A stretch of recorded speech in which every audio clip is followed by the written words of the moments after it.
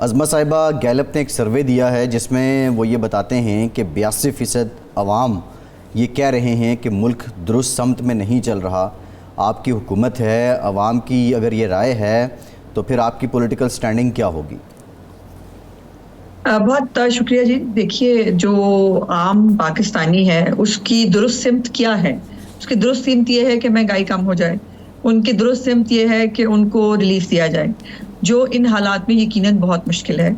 उसके बावजूद मुस्लिम लीग नून की हुकूमत ने जो क्राइसिस के अंदर से पाकिस्तान को निकालने की अपनी सी कोशिश की है, जिसमें हम कामयाब भी हुए परवरदिगार की फजल से। एक IMF का जो प्रोग्राम है, ये प्रोग्राम इटसेल्फ एक टफ प्रोग्राम है, इसमें कोई दूसरी राय नहीं। लेकिन ये प्रोग्राम सिर्फ प्रोग्राम नहीं है, इसके साथ बहुत सारी घरेलू सरमायाकारी जुड़ी हुई है, इसके अंदर बहुत सारे बड़े बड़े प्रोजेक्ट्स जो है वो, और दोबारा जो तरक्की का पहिया रुका था उसको जब दोबारा चलाया जाएगा, जब नई मुलाजमतें पैदा होंगी, जब मुल्क की जो इकॉनमी है वो बेहतर होनी शुरू होगी, रुपया मुस्तहकम होना शुरू होगा, तो यकीनन महंगाई के अंदर कमी आएगी। और 9% महंगाई में कमी आई भी है पिछले महीने से। लेकिन जाहिर है आम पाकिस्तानी जो है उसकी दुरुस्त सिमत जो है वो उसका घर का बजट और उसका किचन होता है। तो इस हवाले से जाहिर उनके तहफ़्फ़ुज़ात हैं, जिसको हम कभी डिनाइल मोड में नहीं गए, और ना हमने कभी जो है इस बात के ऊपर जो है वो कोई तावीलें पेश करने की कोशिश की है। एक मुश्किल वक्त है जिससे पाकिस्तान और पाकिस्तानी दोनों गुजर रहे हैं, क्योंकि एक जो फितना है उसकी फितनागरियां जब वो मुल्क में, जब वो वज़ीर आज़म था तब भी थी, और अब भी वो पाकिस्तान को जो है वो आगे बढ़ने से जो भी हो सकता है हद्दुल इम्कान कोशिशों कर रहा है। सो एक तरफ बुराई है और एक तरफ अच्छाई है, सो हम अपनी कोशिश कर रहे हैं। अच्छा, इसमें दो इश्यूज़ हैं। एक तो इसमें कोई शक नहीं, एक बैनुल-अक़वामी ट्रेंड भी है, महंगाई है, कुछ हमारी माशी मुश्किलात भी इसका सबब हैं। लेकिन आम आदमी ये कहता है कि जो हुकूमत का कंट्रोल होता है, इदारों का कंट्रोल होता है महंगाई को कम करने के लिए, वो बिल्कुल नहीं है। यहाँ खुली छूट मिली हुई है। एक जगह पे एक चीज़ 10 रुपए की मिल रही है, दूसरी जगह 15 की मिल रही है, तीसरी में 20। कोई पूछने वाला नहीं है किसी शख्स से कि क्या होगा। हुकूमत ने ऐलान किया कि 8 बजे कारोबार बंद होगा। 2 दिन से हम देख रहे हैं कि उस पर किसी ने अमल ही नहीं किया। तो ये तो हुकूमत की, आप समझते हैं ना, नाअहली है कि वो जो हुक्म करती है उस पर अमल नहीं करा सकती, और आवाम को रिलीफ जो सिर्फ गवर्नेंस से दिया जा सकता है वो भी नहीं दिया जा रहा।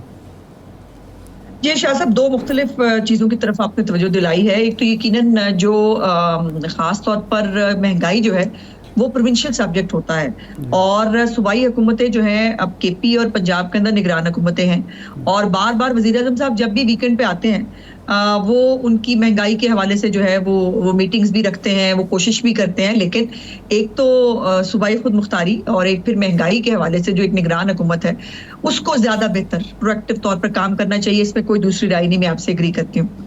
दूसरी बात, जहाँ तक हमारी बात को इम्प्लीमेंट करने की है, मुसीबत ये है कि ये जो मुल्क है ये सिर्फ हुकूमत का नहीं है। ये मुल्क जो है ये 23-24 करोड़ लोगों का मिल के वो है, और उसके अंदर से ही हुकूमत बनती है। अगर हुकूमत जो है वो बिजली की बचत के लिए ये बार बार कोशिश की जाती है, अब ये ताजर भाई जो है हमारे, वो हर वक्त तो हर बंदा स्ट्राइक पे जाने के लिए तैयार है। देखिए ना, आप इदारों की निजकारी की बात करें, जो इदारे जो है वो इस वक्त प्रॉफिटेबल नहीं है, नुकसान में जा रहे हैं। पूरी दुनिया में स्टैंडर्ड तरीकाकार यही है कि उनकी निजकारी की जाए। निजकारी करने की बात करें तो हड़तालें शुरू हो जाएंगी। आप बिजली बचाने की बात करें तो हड़तालें शुरू हो जाएंगी। आप किसी भी जगह पर कोई रिफॉर्म लाने की बात करें, हमारा प्रॉब्लम यह है शायद कि हम एक शेल के अंदर जिस तरह हम जी रहे हैं ना, हम वैसे ही जीना चाहते हैं। उसके अंदर किसी भी अच्छाई और बेहतरी की हम कोई रास्ता नहीं छोड़ते। तो ये पाकिस्तान जो है ये सबका है। पाकिस्तान को आगे बढ़ाना सिर्फ हुकूमत पाकिस्तान की जिम्मेदारी नहीं है, हम तमाम शहरियों को भी अपने अपने लेवल पर अपनी जिम्मेदारी अदा करनी पड़ेगी। और जो हमारे ताजिर भाई हैं वो उनके साथ कई दफा, आपको याद है पिछली दफा भी ये, पिछले साल भी ये बात हुई थी, उनके साथ निगोशिएट करके रात 10 बजे का टाइम किया गया, और फिर भी उसके ऊपर जो है वो नहीं माने। इनके ऊपर टैक्स लगाएं तो हड़ताल है, इनको कहें कि बिजली जो है वो कम इस्तेमाल करें, मुल्क बचा ले, उनको तब हड़ताल है।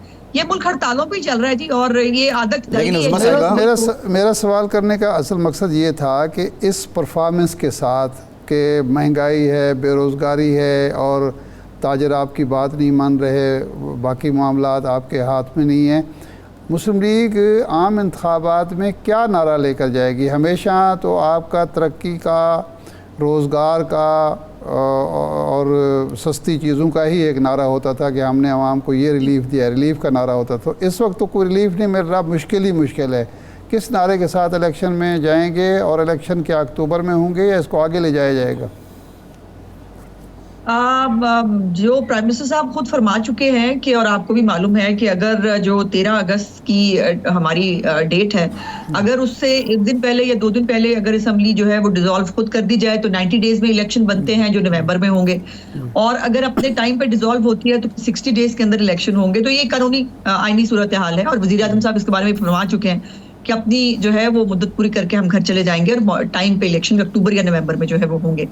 जहां तक हम अपने उसी नारे के साथ जाएंगे। देखिए ये बात, ये जो इस वक्त पाकिस्तान को जो एक बचाने की मुहिम मुस्लिम लीग नून ने, ये एक भी हमारा ट्रैक रिकॉर्ड है कि जब जब पाकिस्तान को मुश्किल में फेंक दिया जाता है, मुस्लिम लीग नून आगे बढ़ती है, उसकी लीडरशिप आगे बढ़ती है और वो पाकिस्तान को क्राइसिस से निकालती है। वो लोड शेडिंग का क्राइसिस हो, वो जो है वो दहशतगर्दी का क्राइसिस हो, वो इंफ्रास्ट्रक्चर बनाने का क्राइसिस हो, मतलब जो भी जो है वो अगर पाकिस्तान मुस्लिम लीग नून के मंसूबे और तरक्की निकाल दे इस मुल्क में से, तो इस मुल्क में से शायद ही कुछ बचेगा। इसलिए यही हमारी कारकर्दगी है, लोग इसको जानते हैं। अब इस वक्त जो पाकिस्तान, देखिए हम मेहमान अदाकार नहीं है शाद साहब, ये हमारा मुल्क है। मेरी लीडरशिप जो है वो उसको इस मुल्क ने बहुत इज्जत भी दी है, उन्होंने बहुत कुछ डिलीवर किया है और लोग हमें जानते हैं, लोग हमारा माजी भी जानते हैं, लोग हमारा हाल भी जानते हैं। अब आप देखिए कि इतने मुश्किल हालात में कि जब एक फितना जो है वो पाकिस्तान को क्राइसिस में छोड़ के भाग गया, फिर भी उसने अपनी साजिशें खत्म नहीं की थी। और आज भी अगर इतनी मुश्किल के साथ 170 अरब रुपए के टैक्स अलहदा लगा के बाकी जो है मुश्किलात पैदा करने के बाद भी हम जो है वो किसी तरह मैनेज करने में कामयाब हुए हैं, तो अब भी वो शख्स जो है जो अपने आप को पाकिस्तानी कहने के दावादार हैं, जो इस मुल्क में हुक्मरानी करने के ख्वाब देखते हैं, लेकिन वो पाकिस्तान की तरक्की बर्दाश्त नहीं कर सकते। अच्छा उज़्मा साहिबा ये बताइए, उज़्मा साहिबा से ये बताइए कि एक बहुत लंबे अरसे तक आपका मुतालबा रहा कि हमें लेवल प्लेइंग फील्ड नहीं मिल रही है, क्या अब आपको लेवल प्लेइंग फील्ड मिल गई है? नहीं, बिल्कुल नहीं। मियां नवाज शरीफ साहब को लेवल प्लेइंग फील्ड मिल गई है। मियां नवाज शरीफ साहब के खिलाफ जो पनामा में से अकामा निकाला गया था, क्या उसको रिवर्स कर दिया गया है? क्या खुद अब सुप्रीम कोर्ट के जज साहब जो है तारिक मसूद साहब, जो आने वाले पियोने जज हैं, क्या वो जो है पनामा केस को उन्होंने टेकअप किया? भी कुछ दिन पहले उन्होंने कहा कि ये साजिश लगती है, सिर्फ एक खानदान को टारगेट किया गया था। क्या नवाज शरीफ साहब को इंसाफ मिल गया?